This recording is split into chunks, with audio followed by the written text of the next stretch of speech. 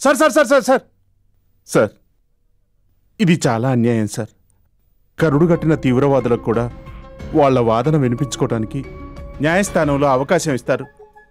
మీరు నిందితుణ్ణి కోర్టులో హాజరుపరచకుండా మీ ఆధీనంలో స్టేషన్లో ఉంచుకోవటం చట్టవిరుద్ధం. ఇలా చేయటం మానవ హక్కుల ఉల్లంఘన. నీకు చాలా విషయాలు తెలిసే. ఇన్ని తెలిసి నీకు నైతిక విలువలు తెలియకపోవటం చాలా ఆశ్చర్యంగా ఉంది. సార్, నేను నిందితున్నే గాని దోషిని కాను. నాకీ నేరంతో ఎలాంటి సంబంధం లేదు. నా భార్య నా మీద కోపంతో నన్ను పట్టించుకోకపోవచ్చు. కానీ నేను ఈ స్థితిలో ఉన్నానని తెలిస్తే ఓ వ్యక్తి తప్పకుండా వస్తాడు. దయచేసి చెప్తారా? నీకు కావలసిన వ్యక్తి ఎవరతను? నా తండ్రి. ఏమిటి, నీకు తండ్రి కూడా ఉన్నాడా? ఇన్స్పెక్టర్. ఐ మీన్ బతికే ఉన్నాడా అని. ఉన్నాడు. ఆయన పేరు Parankusam, professor Parankusam, the great genius of human beings. మానవాళి మనుగడ కోసం తన జీవితాన్ని, కుటుంబాన్ని కూడా త్యాగం చేసి గత 30 ఏళ్లుగా పరిశోధిస్తున్న మేధావి. ఎక్కడుంటాడు ఆ మేధావి? మీకు చెప్పటం కూడా వృధా ప్రయాసేనని నాకు అర్థమవుతుంది. ఇంతకీ ఎంత తీసుకున్నారంటే లంచం నన్ను విడిచిపెట్టకుండా ఉండటానికి? Shut up! Shut up, bloody mouth.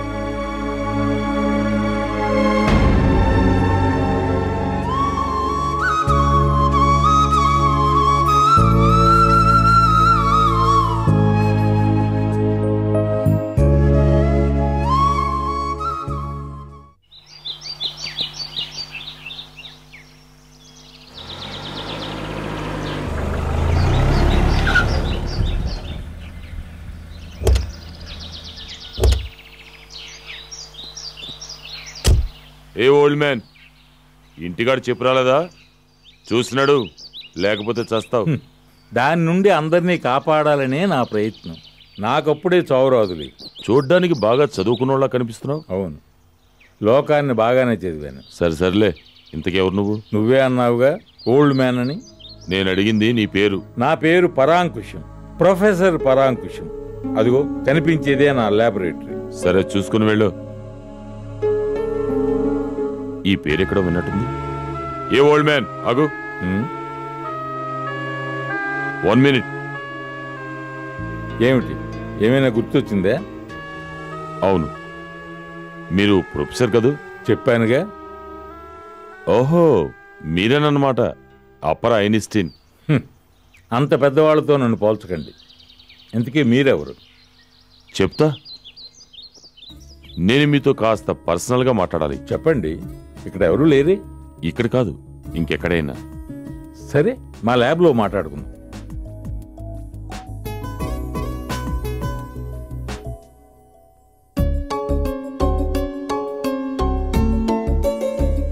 అయితే మీ భార్య పిల్లల్ని ఎప్పుడో వదిలేశారంటారు? లేదు, వాళ్లే నన్ను వదిలేశారు. ఎందుకని? నా వృత్తికి ప్రవృత్తికి ఆటంకం కాకూడదని. వాళ్ళకి మీకు ప్రస్తుతం ఎలాంటి సంబంధం లేదంటారు? లేదనే చెప్పాలి. ఎప్పుడో నా భార్య చనిపోయినప్పుడు ఒకసారి కలిశాను, మళ్ళీ ఇంతవరకు లేదు. అయితే ఇప్పుడు మీ అబ్బాయి ఎక్కడ ఉన్నాడో ఎలా ఉన్నాడో తెలియదంటారు? తెలుసు. వాడు చాలా తెలివైనవాడు, స్వశక్తిని నమ్ముకున్నవాడు. ఆత్మవిశ్వాసం, ఆత్మాభిమానం రెండూ ఎక్కువే వాడికి. వాడిప్పుడు హై పొజిషన్లో ఉన్నాడని తెలిసింది. పర్వాలేదే. అయితే మీ మధ్య బంధాలు, అనుబంధాలు ఇంకా ఉన్నాయన్నమాట. అవును.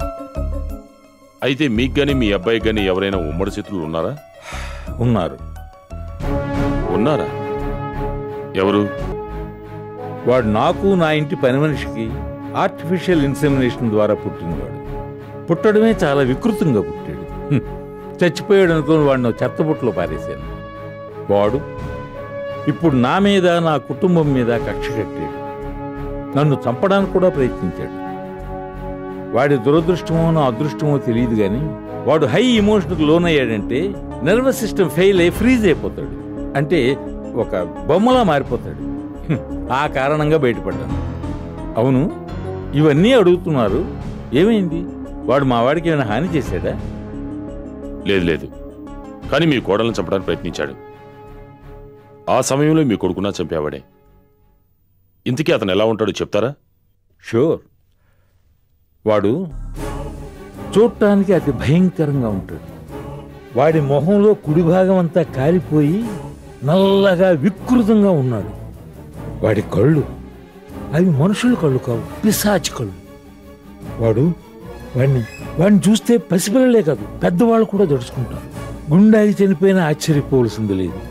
జడలు కట్టిన జుట్టు, వాడి నడక, వాడి చేతులు, ఎవ్రీథింగ్ వికృతంగా ఉన్నాయి.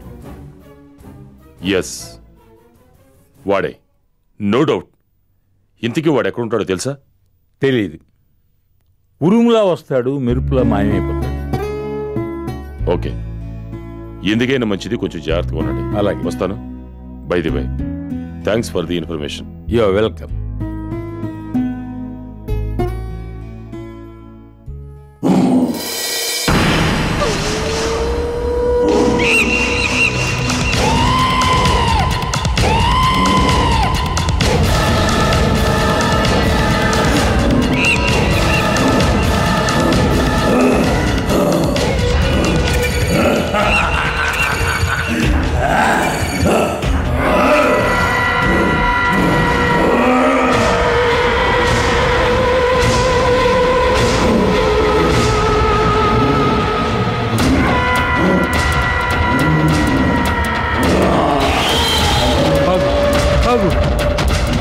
ఆగు అక్కడ, ఆగు.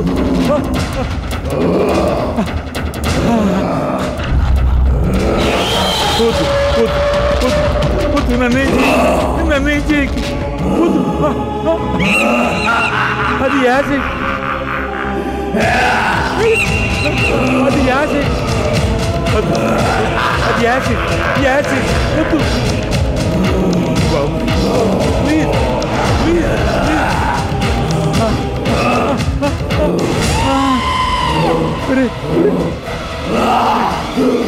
ఆగు, ఆగు, ఆగు.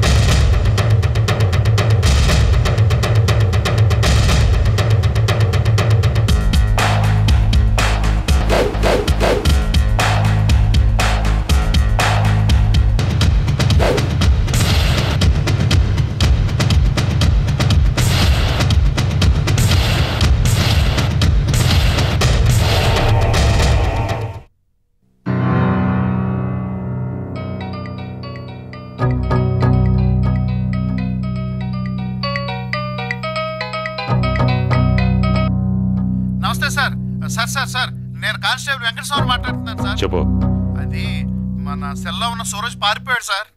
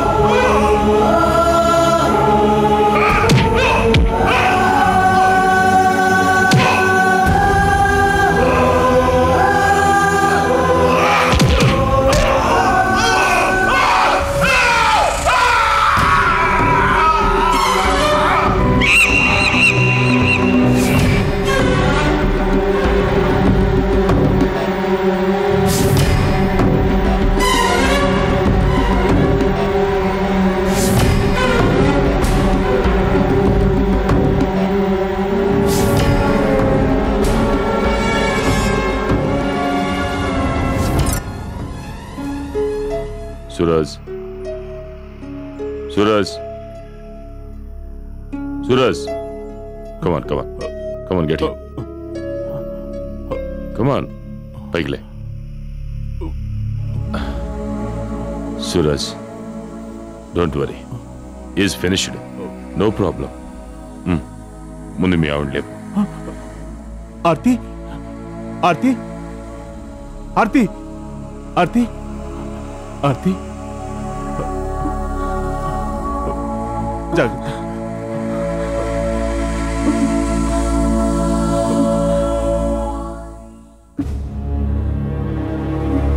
చూడు సూరజ్, ఈ బూచి ఎవరో కాదు, మీ నాన్న చేసిన ప్రయోగం వల్ల పుట్టినవాడే ఈ బూచి. చూడు ఆర్తి, మిమ్మల్ని చంపడానికి ప్రయత్నించిన వాడు ఈ బూచి కాదు. మీ డబ్బు కాసిపడి మీ ఇంట్లో ఉన్న పనివాళ్లే మిమ్మల్ని చంపడానికి ప్రయత్నించారు. కానీ నువ్వు వీటన్నిటికీ కారణం నీ భర్తే అనుకున్నావు. ఇంకొక విషయం ఆర్తి, నీ భర్త మీద నువ్వు కోపంతో నువ్వు అబార్షన్ చేయించుకోవాలనుకున్నావు. కానీ అబార్షన్ చేసినట్టు డాక్టర్ చేత నాటకవాడిచ్చింది కూడా నేనే. అయితే అయితే ఇప్పుడు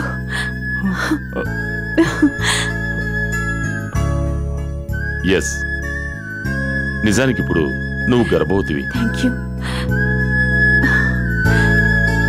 ఇలాంటి బూచీల వల్ల ఎలాంటి ప్రమాదం రాదు, కానీ అనుమానం అనే బూచి మాత్రం భార్యాభర్తల మధ్యకి రాకూడదు. All the best. ఉంటాను.